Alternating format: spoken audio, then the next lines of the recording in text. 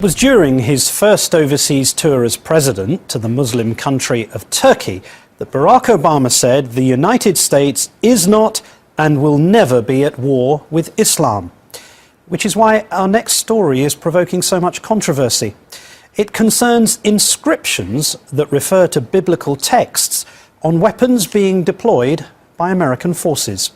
Here's our chief investigative correspondent, Brian Ross. Brian? Martin, to prevent the suspicion, the United States is conducting a Christian crusade against Muslims. Members of the U.S. military in Iraq and Afghanistan are strictly prohibited from proselytizing, promoting any religion, faith, or practice. It's called General Order Number 1. But apparently, one of the Pentagon's big suppliers never got the memo. Some soldiers call them Jesus rifles. That's because the sights on their guns, including this one used to train soldiers in Iraq, contain a secret coded reference to New Testament passages about Jesus Christ. Here, JN 812, a reference to the book of John, chapter 8, verse 12, which reads in part, "Then spake Jesus again unto them, saying, I am the light of the world." They know it's wrong, and it's not just wrong, it's an outrage. Michael Weinstein runs the Military Religious Freedom Foundation, which claims thousands of members in the U.S. military who he says are endangered by the secret Bible codes. It is a big deal. We've had many soldiers reach out to us. Some are oblivious, but many others, and the thousands are well aware that it's there. They've described it as a sick and a very scary joke, and that it allows the Mujahideen, the Taliban, Al-Qaeda, the insurrectionists, and jihadists to be claiming that they're being shot by Jesus rifles. Other sites have references to the New Testament books of Matthew, Revelation, and Corinthians, such as this scope used by Special Forces, encoded with another reference to a verse about the glory of God in the face of Jesus Christ. The rifle sights are produced by the Trigicon Company of Wixom, Michigan, which has almost $1 billion in Pentagon contracts. A company spokesman says its founder, Glenn Bindon, a devout Christian, began the practice years ago, and it has continued since Bindon's death in 2003.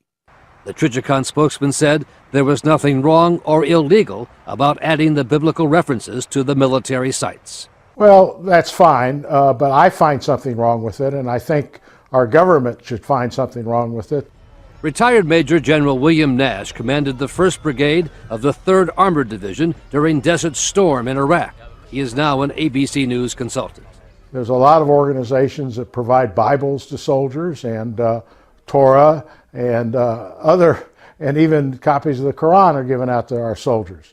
I have no problem with that, but I do have problems with military equipment being labeled in such a way that it seems like it's our God against their God. General Nash says the Pentagon should make the company remove the biblical codes. They should fix them all. They do a modification on the sites to take off those inscriptions, and if they fail to do that, they should be penalized monetarily.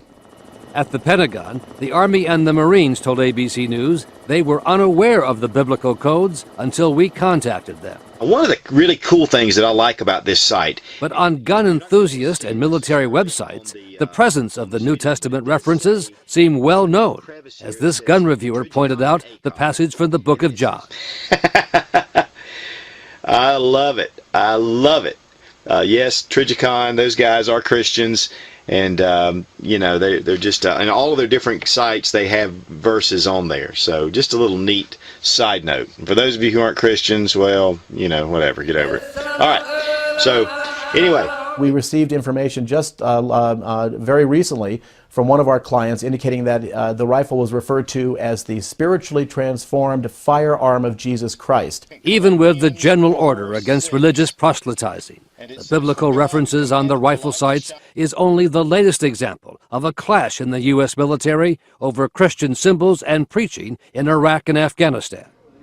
2 years ago in Afghanistan, American documentary filmmaker Brian Hughes saw boxes of New Testament Bibles published in Afghan languages. It was clear that those Bibles were there for the purpose of being distributed to the Afghan people, not to other soldiers, not to other people on the base, but to Afghan civilians. So it was clear that they were prepared to operate outside the boundaries of General Order Number 1. Filmmaker Hughes recorded U.S. Army Chaplain Gary Hensley in a provocative sermon at Bagram Air Base. You know, the Special Forces guys, they hunt men, basically. We do the same thing as Christians. We hunt people for Jesus. We do. We hunt them down. Get the hound of heaven after them. So we get them in the kingdom. Right? That's what we do. That's our business. Now the tiny biblical codes on the U.S. military rifle sights used by the Army and the Marines, as tiny as they are, seem certain to raise the issues again. We're training the Iraqis and the Afghans, the members of the military, on these very same weapons. They're training on weapons with biblical references from the New Testament on there. It's unbelievable. This is how we're going to win friends. It's not known precisely how many of the rifle sights with the secret Bible codes are now in use by the military. But the Trijicon Company just received a $660 million contract to be the sole supplier to the U.S. Marine Corps, and its sights are the preferred choice of the U.S. Special Forces. As of tonight, the military was still trying to figure out what, if anything, it plans to do about that.